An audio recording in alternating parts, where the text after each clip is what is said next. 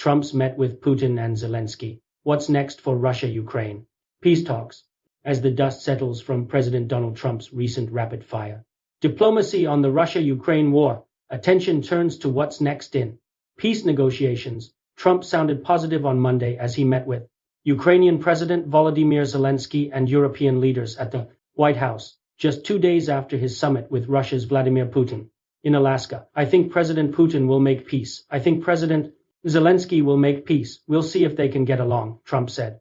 The president committed to helping European partners provide security guarantees for Ukraine, and said he was beginning to arrange a bilateral meeting between Zelenskyy and Putin. But Russia has poured cold water on some of those highlights. Moscow has not confirmed that Putin will sit down with Zelenskyy and is demanding to be a part of any discussion on security guarantees. Here are some key questions moving forward. Will there actually be a Putin-Zelenskyy summit or a trilateral meeting? President Trump first pushed for a trilateral meeting between Putin, Zelenskyy and himself before shifting to proposing a bilateral meeting between Zelenskyy and Putin when asked about the change on Tuesday. White House Press Secretary Caroline Leavitt told ABC News senior political correspondent Rachel Scott that a meeting between Zelenskyy and Putin would need to happen ahead of any possible trilateral meeting because of areas of disagreement between the two countries. Leavitt also said that Putin promised to meet with Zelenskyy in the coming weeks, but the Kremlin hasn't confirmed that. Russia's Foreign Minister Sergei Lavrov, instead, has seemed to only downplay prospects of a summit between the two leaders in the near future. We are ready for any format, Lavrov said at a news conference in Moscow on Wednesday, but when it comes to high-level meetings, it is necessary to prepare them in the most thorough way at all previous stages, so that the summits do not lead to a worsening of the situation, but rather mark the end of the negotiations that we are ready to continue. According to Lavrov, Putin proposed that negotiations with Ukraine not just be continued but also a higher level of delegations be considered. In a phone call with Trump, the White House was asked on Tuesday where a possible meeting between Putin and Zelenskyy would take place, and specifically whether Budapest, Hungary, was an option as has been reported. Leavitt said they would provide details as soon as we can. As for a trilateral meeting, Leavitt said it would happen if necessary following direct talks between Putin and Zelenskyy. Trump, during an interview on Fox and Friends on Tuesday, left open the possibility that Putin may not want to make a deal. I think Putin is tired of it. I think they're all tired of it. But you never know, Trump said. We're going to find out about President Putin in the next couple of weeks. That I can tell you. What would security guarantees look like? President Trump on Monday pledged very good protection for Ukraine and said that Putin said Russia would accept security guarantees for Ukraine, a key demand of Zelensky's in any peace agreement.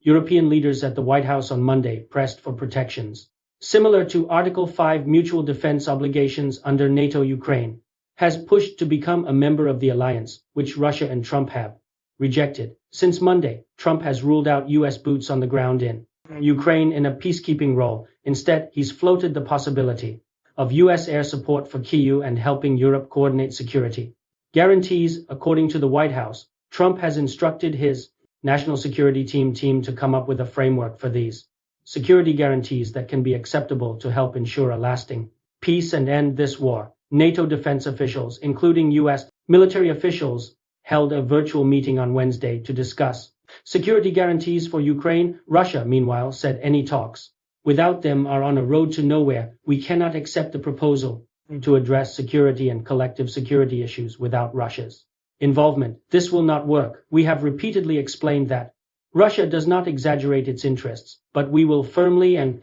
decisively protect our legitimate interests, Lavrov said. Russia said it has not heard any constructive ideas from European leaders on how to resolve the situation in Ukraine in the context of their visit to Washington, and is witnessing an aggressive escalation of the situation. Instead, Lavrov said on Wednesday Ukraine should pursue a route that includes all permanent members of the United Nations Security Council, which includes the Russian Federation and China. What about territory? Sticking points. President Trump, as he gathered with Zelenskyy and European leaders at the White House, said they needed to discuss the possible exchanges of territory, taking into consideration the current line of contact.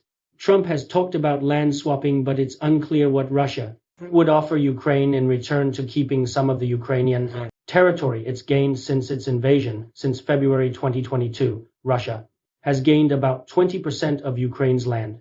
But NATO Secretary General Mark Rutte said territory swaps weren't discussed during Monday's session. We have not discussed that today, because everybody is clear, including the president, that when it comes to territory, that is the Ukrainian president who has discussed this in the trilateral and then probably more conversations after that with the Russian leadership. Rutte said Moscow has set its sights on the Donbas region, including Donetsk, which is said to be rich in mineral resources and serves as the industrial heart of Ukraine. Zelensky has long opposed surrendering sovereign territory to Russia, saying the nation's constitution forbids it. Zelensky said Ukraine must be the decision maker regarding its territory.